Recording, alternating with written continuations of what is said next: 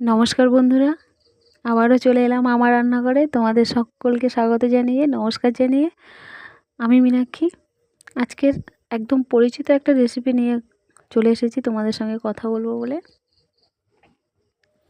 সেটা হচ্ছে বেগুন দিয়ে পাঙাশ মাছ।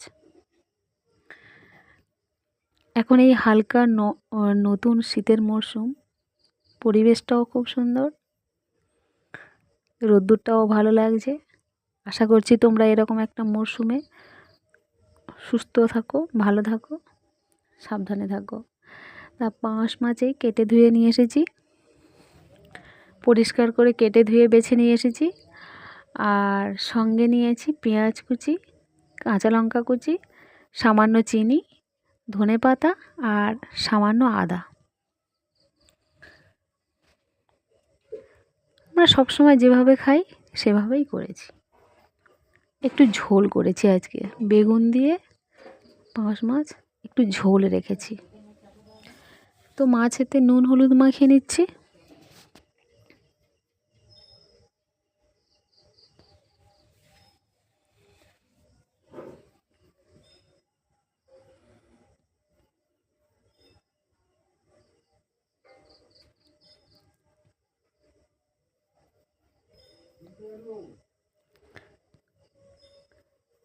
কড়াটা গরম হয়ে গেছে, সাদা তেলও দিয়ে দিয়েছি। তেলটা গরম হতে হতে মাছটা মাখিয়ে নিচ্ছি।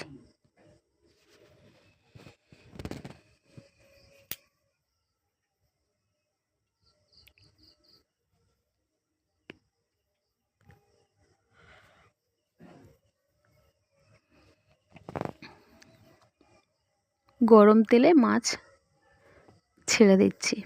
পাঙাশ মাছ আমাদের সবার ভালো লাগে, তৈলাক্ত মাছ হলেও আমাদের সবার প্রিয়, ভালোও লাগে খেতে। বন্ধুরা, তোমরা কোন মাছ পছন্দ করো বা পাঙাশ মাছ কোন বন্ধু পছন্দ করে অবশ্যই জানাবে। আর আশা করব ভিডিওটা শুরু থেকে শেষ পর্যন্ত দেখবে, ক্লিপ করে কেটে দিও না। নতুন হয়ে থাকলে অবশ্যই সাবস্ক্রাইব করবে। মাছ আমি এইভাবে ভেজে নিয়েছি, এইরকম লাল করে।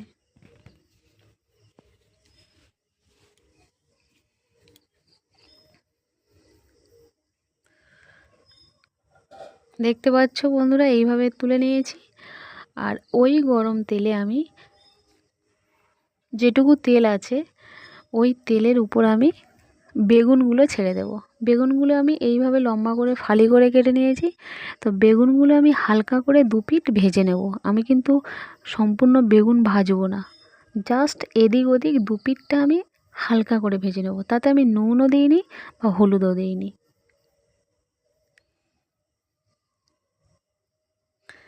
বেগুন আমরা ঝোলে খাই, বেগুনটা খুব সিদ্ধ হয়ে গিয়ে একদম ভাত নরম হয়ে যায়, মানে মানে ধরলেই যেন ছিঁড়ে যায়।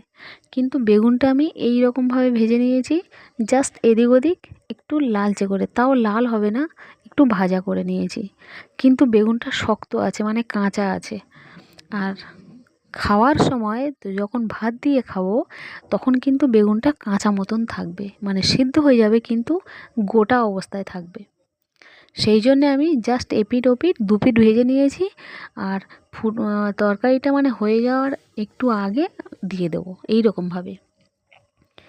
তো যতটুকুনি তেল আছে তাতে দুটো শুকনো লঙ্কা দিয়ে দিয়েছি আর আদা দিয়ে দিয়েছি।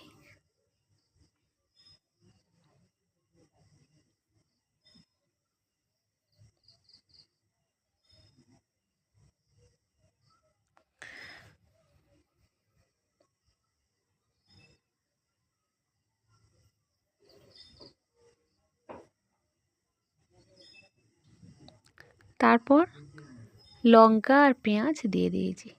এবারে আদাটা দিয়ে দিলাম। না বন্ধুরা, একটা ভুল হয়েছে, শুকনো লঙ্কার পরে আমি চিনিটা দিয়েছি। তেল গরম, তেলের উপরে শুকনো লঙ্কা দিয়ে তারপর চিনি দিয়েছি, তারপর কাঁচা লঙ্কা দিয়েছি, তারপর পেঁয়াজ দিয়েছি, তারপর আদা দিয়েছি।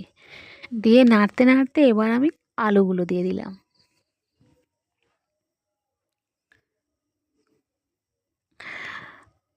মাঝখানে অনেক দিন ভিডিও করা হয়নি অসুবিধের কারণে, তাই অনেক দিন ভিডিও ছাড়া হয়নি, তাই সব গুলিয়ে যাচ্ছে আর কি। এবারে নুন দিয়ে দিলাম,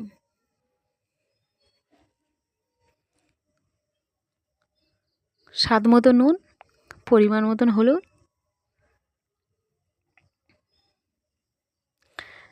এবার নাড়তে নাড়তে যেমন জল দিই তেমন জলই দিয়ে দেবো।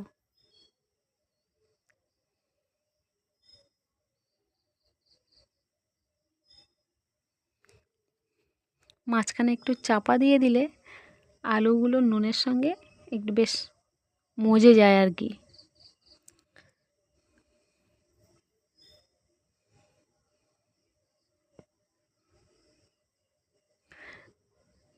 এইভাবে মশলার সঙ্গে উপকরণের সঙ্গে আলুগুলো ভালো করে নাড়াচাড়া করলে একটা আলাদা রং চলে আসে। এবার জল দিয়ে দিচ্ছি।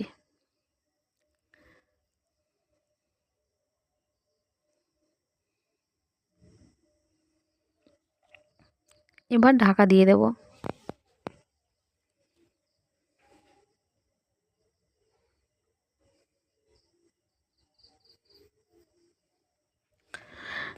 কিছুক্ষণ পর খুললাম, আলু তো প্রায় সিদ্ধ হয়ে গিয়েছে। যেহেতু ঝোল করব তাই একটু ঝোলও থাকবে। এবার এই ঝোলের সঙ্গে দিচ্ছি জিরের গুঁড়ো, আর কিচ্ছু দেবো না। জিরে গুঁড়ো আর ধনেপাতা। জিরে গুঁড়ো ধনেপাতা দিয়ে দিয়েছি, আর একই সঙ্গে মাছ আর বেগুনটা দিয়ে দিচ্ছি। যেহেতু আমার আলু সিদ্ধ হয়ে আছে, মাছ ভাজা আছে আর বেগুনটা একটু ভাজা আছে, এক্ষুনি হয়ে যাবে। বেগুন কিন্তু গোটা থাকবে। দেখো বন্ধুরা, কত সুন্দর একটা কালার হয়েছে আর কত সুন্দর তরকারিটা হয়েছে। বেগুন কিন্তু গোটা থাকবে আর একটু শক্ত থাকবে। বন্ধুরা, আমার তরকারি হয়ে গেল পাঙাশ মাছ বেগুনের। আশা করছি তোমরা ভিডিওটা দেখবে, আর দেখার জন্য অবশ্যই ধন্যবাদ।